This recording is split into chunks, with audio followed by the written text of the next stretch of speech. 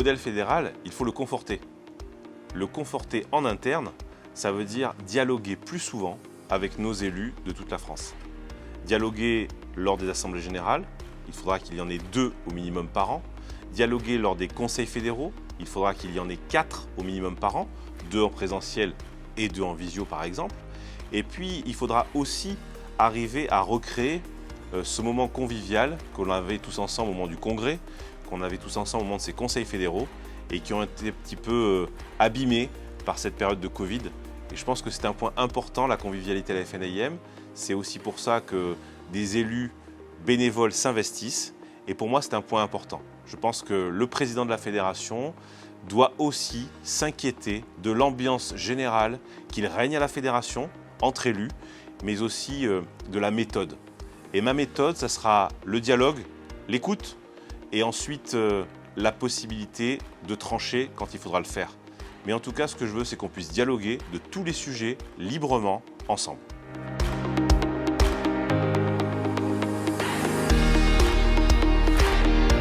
Je veux reconsidérer le rôle des régions à la fédération.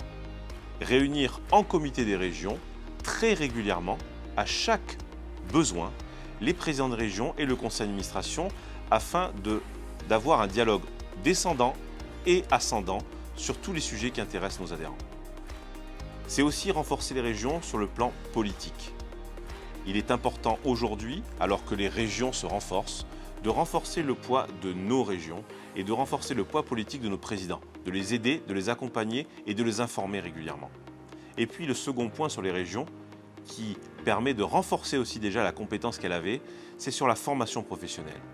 Vous le savez, je veux développer en région des ESI concrètes, physiques. Je veux qu'on puisse se former à des métiers qui n'existent pas, enfin des formations qui n'existent pas pour certains de nos métiers. Je veux qu'on puisse s'y former en région, au plus près, pour qu'on puisse ensuite recruter directement dans nos régions.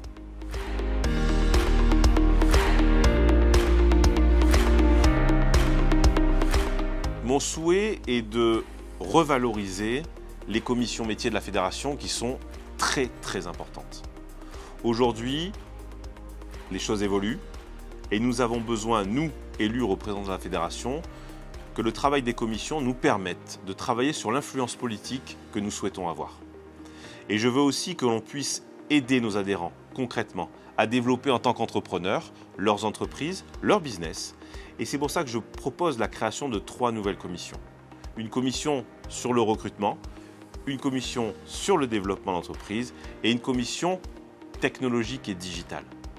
Parce que ce sont les 3 sujets importants qui concernent nos entrepreneurs. Le recrutement, le digital et le développement d'entreprise.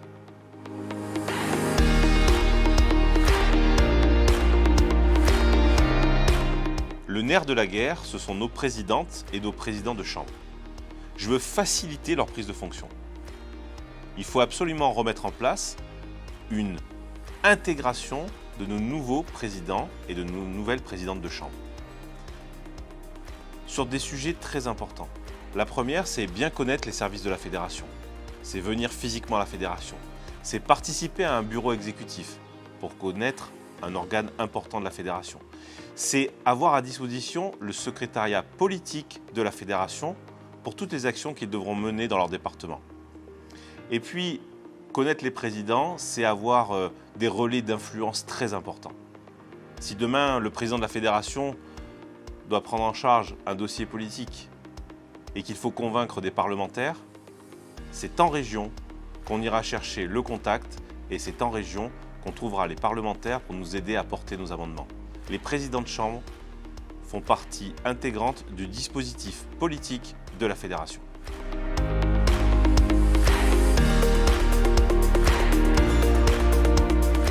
Conforter le modèle fédéral, c'est aussi revaloriser le rôle du délégué. Le délégué, c'est le pilier de la démocratie dans notre fédération. Le délégué, c'est celui qui vote en assemblée générale et qui prend des décisions pour l'ensemble des adhérents. Je veux créer le guide du délégué pour les aider dès leur prise de fonction. Et je souhaite aussi que le conseil d'administration de la fédération se réunisse en région chaque année pour pouvoir rencontrer les délégués directement sur leur territoire.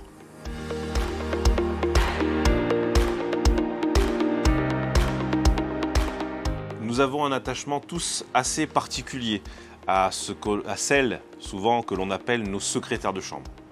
Et je voudrais aussi leur rendre hommage aujourd'hui, parce que lorsque les élus passent, eh bien, ces piliers de nos chambres sont toujours là, font face aux demandes et apportent les services aux adhérents. Je souhaite qu'on ait une discussion ensemble pour pouvoir peut-être revaloriser ce métier, peut-être le renommer et peut-être engager de nouvelles missions. Ce qu'il faut aussi, c'est qu'elles aient plus de contact avec la fédération afin d'offrir plus de services directement aux adhérents.